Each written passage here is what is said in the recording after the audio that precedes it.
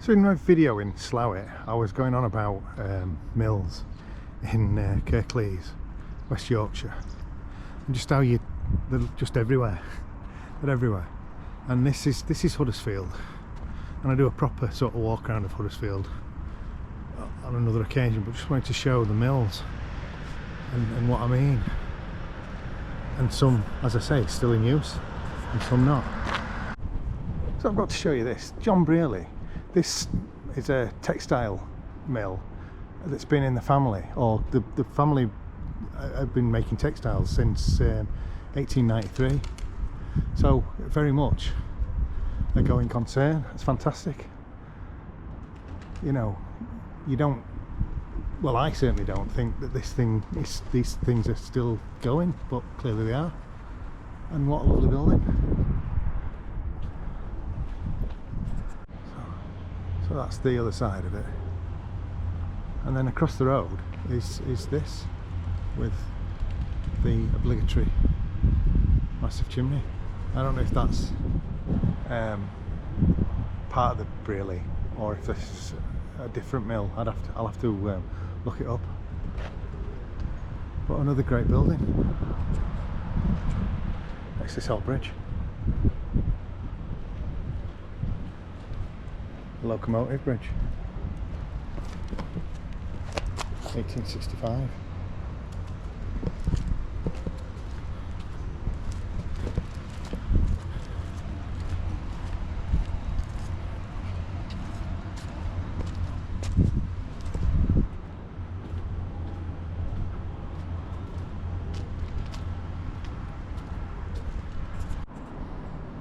I've just looked down at the sign and there's a load of businesses using this building.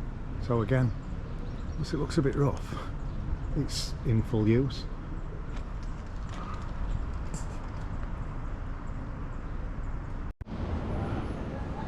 (1846).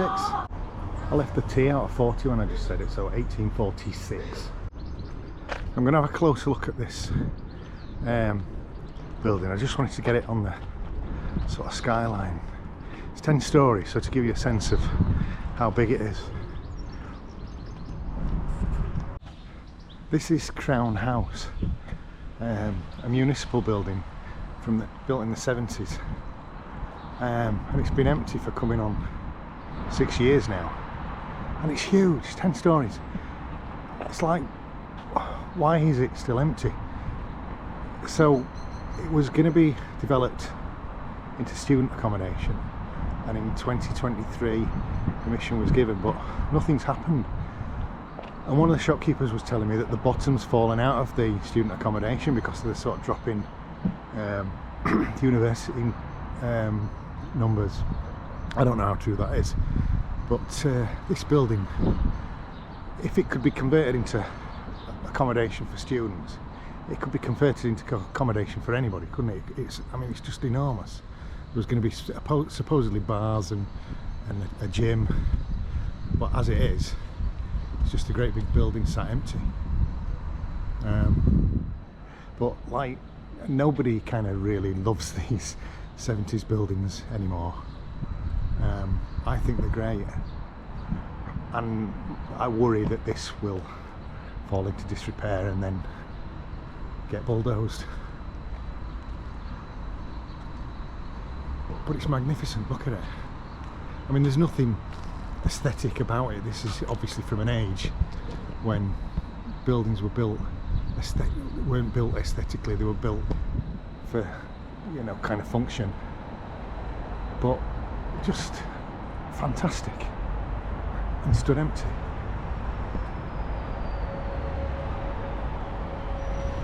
I mean, I don't know if this indicates that something is going on.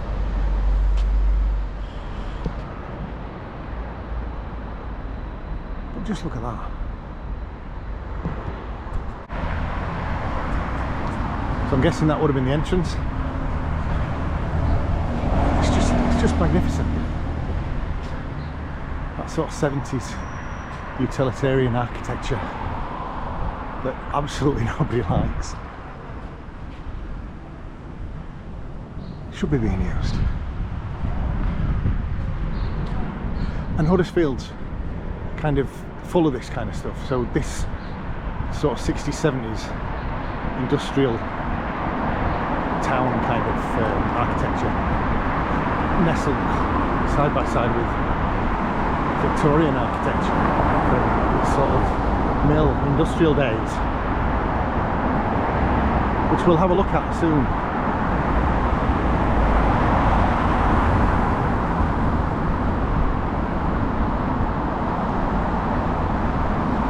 There you go. That sign doesn't look new, does it? Doesn't look like it's been recently put there. And there you go. There's the, well, that would have been the entrance there. I don't know. Maybe two entrances. Look at it, it's just huge. I'm thinking it's strange to kind of move my camera up here.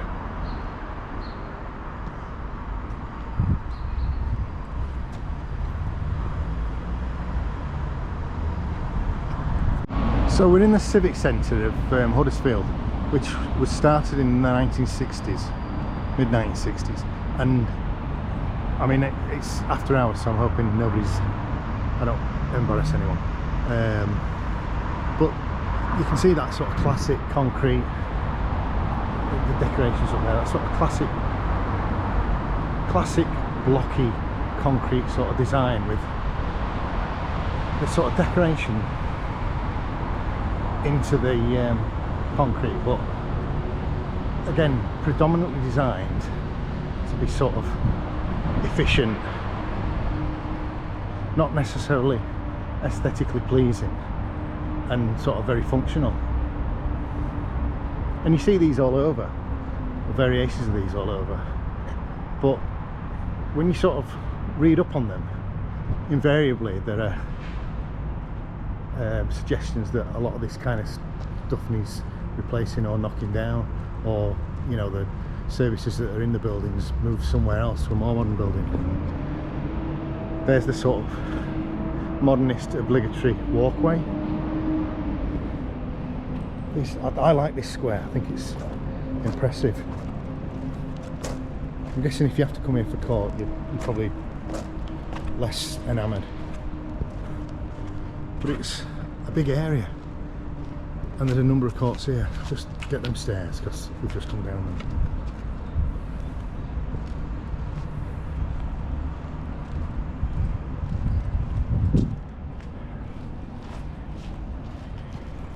And there's like, you can't get under the stairs, there's like it's blocked off. But again, it's huge. I have a feeling I'm going to be using that word a lot when I'm doing this.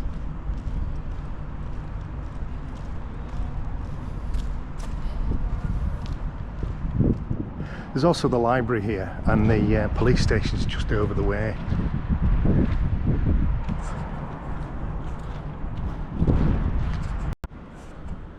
So this is Buxton House, which again was built in the 60s, late 60s, and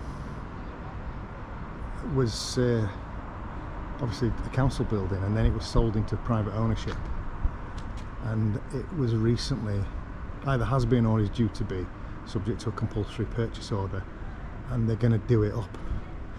And by the look of it, it probably does need doing up, but when these things are improved, they generally don't look like they did before, which, I mean, that seems an obvious thing to say now, but you lose a lot of this concretey look that I think is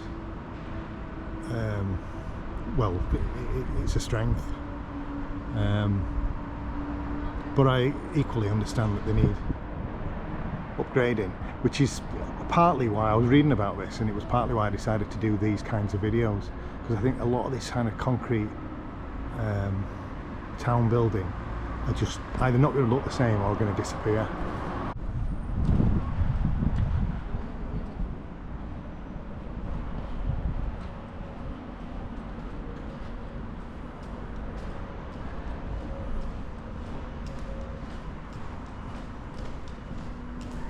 It's obviously under the building, and it leads to again a sort of 60s, 70s part of the shopping centre, which you'll see soon.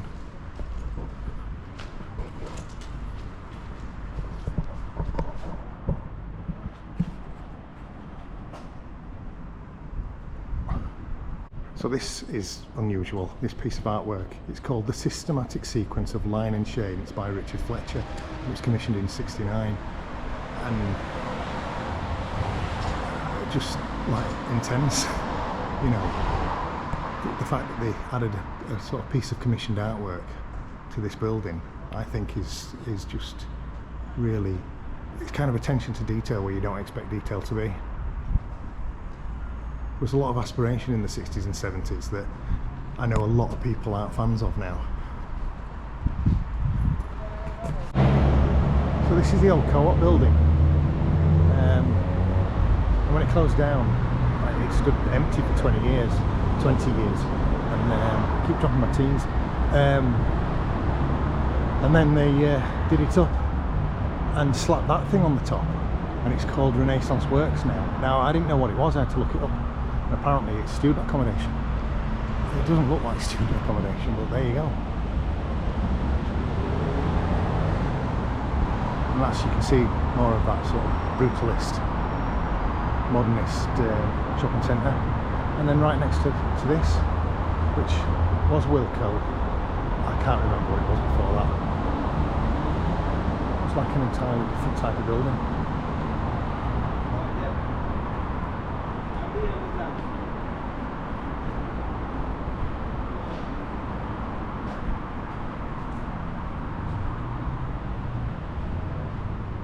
Obviously the bottom bit's just empty, but you know, that big clock tower, can't see because of the tree.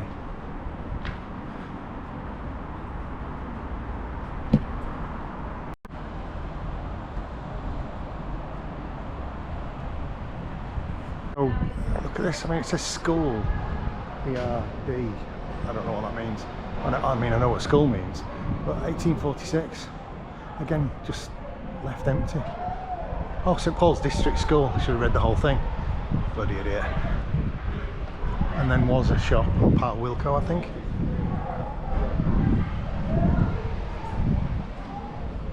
Now, you can't see these very well behind the wall, but this was where the market house was, and I mean, Huddersfield's starting to spend money on itself.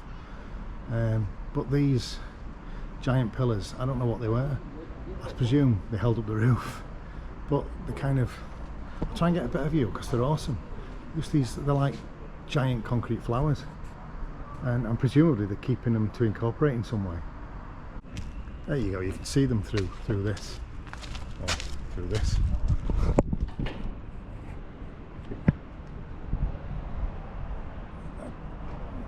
And obviously they built all that glass stuff around them, so yeah, they're obviously incorporating it, but it's cool.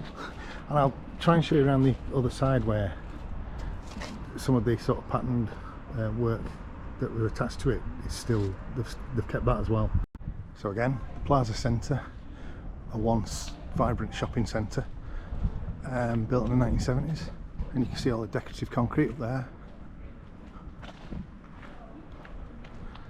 I really like how this is designed, and it goes all the way around, and did go to, well this was built on the market house when that was knocked down in the 70s, and then it attached to the new bit of the market house which has now been knocked down, which I was just showing. You can see that leads down into one of the squares in Huddersfield, and this goes all the way around. We won't go because it's not as interesting anymore. Now that the market house is gone. But that concrete design and these sort of pillared windows, very evocative of the time they were built, and just great, just absolutely great. So again, seen better days. This is the other side of the other end of the plaza, and that used to be W.H. Smith until very recently. Now gone. Boots is still here. So this is obviously the other side of that shopping centre. I've never actually walked down this street, which sounds ridiculous.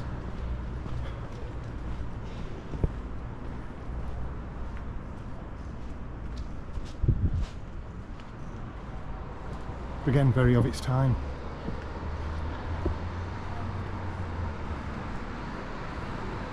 Opposite Huddersfield Theatre.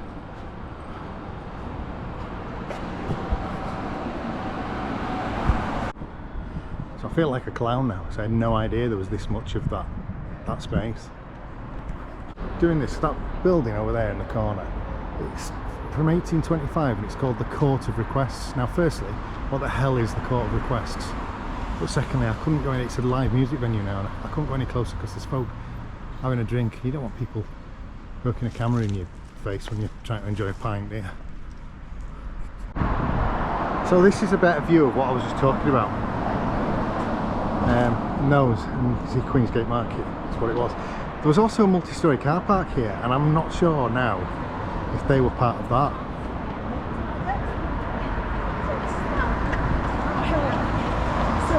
I had to come right down here because every time I tried to film, the sun shone right in my eyes.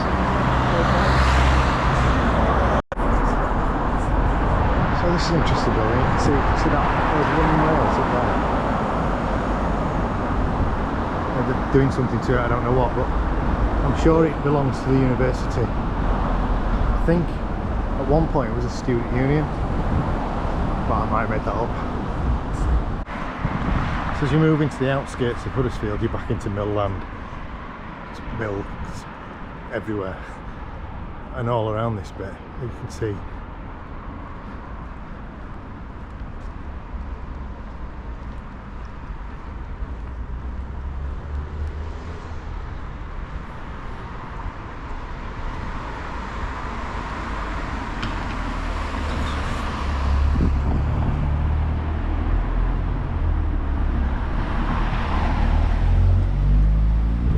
Always have those, well, not always, often have these kind of bridges between them,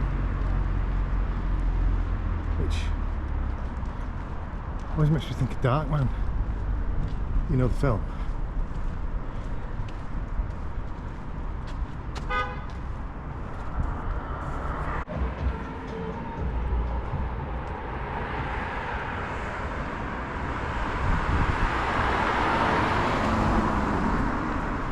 All down this street, well, must have once been mills.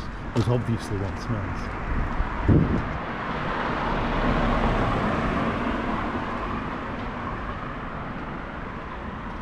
And if that one's empty. There you go, see? Big chimney, funny little corridor thing.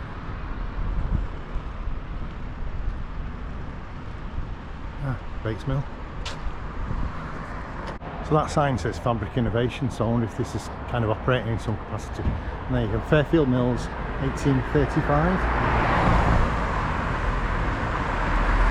Big tower.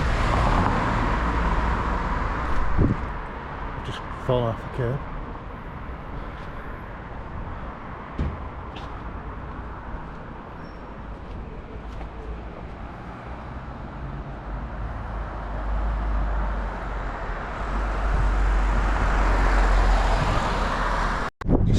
So that's where I was just filming.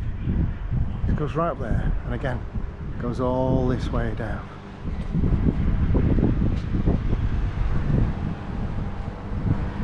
These mills were enormous, they're just massive. And imagine how many people would have been working in them, because they wouldn't have built them this big if they weren't being used. You know, they weren't that wasteful. So, you know, every bit of this must have been used at one point. It is massive. And you know, aside from kind of going into other people's countries and stealing stuff, this is why the Victorians were rich.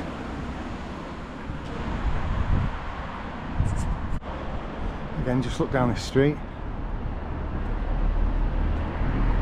So not only were they massive, but they were everywhere. There you go, look at this, 1864, and again it's massive, and tastefully repurposed into student accommodation, I think. I mean, it wouldn't break your heart being housed in that, would it? Look at that.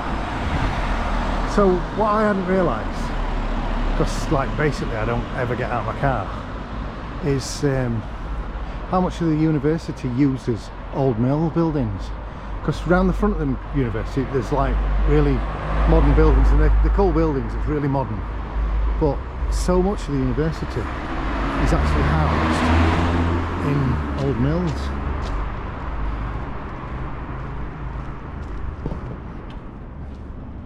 Screen printers that have seen better days. Try that door.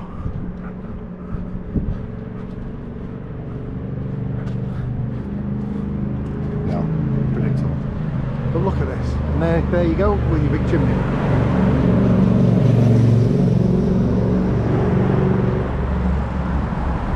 Decorations over the windows. I mean, they can't be original frames, can they? I mean, not frames, I mean the windows themselves.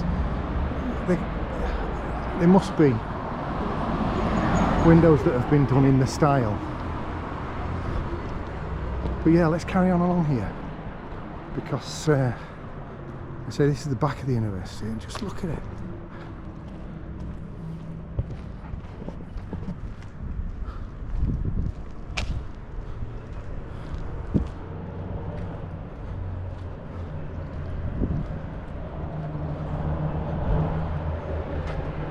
I love these chimneys.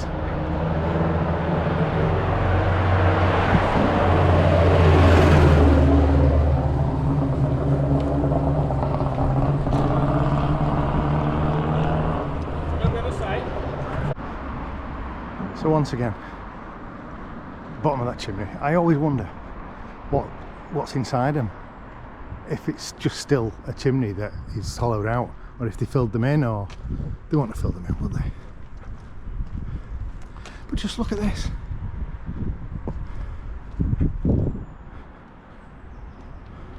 I'd begun to wonder if this was actually a new build or newish build, but it must be a conversion. It's, you know, it's oddly shaped. It must be a conversion. It's huge again, isn't it? And it runs all the way along here. And these sort of multiple but sort of moderately sized windows are kind of a giveaway, aren't they, for mills.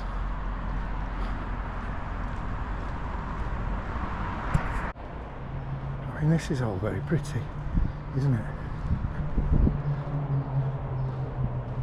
I used to come and guest lecture here occasionally. It's a different story for a different time, but I had no idea any of this was here. I used to come, do my thing, and then leave. What a dick.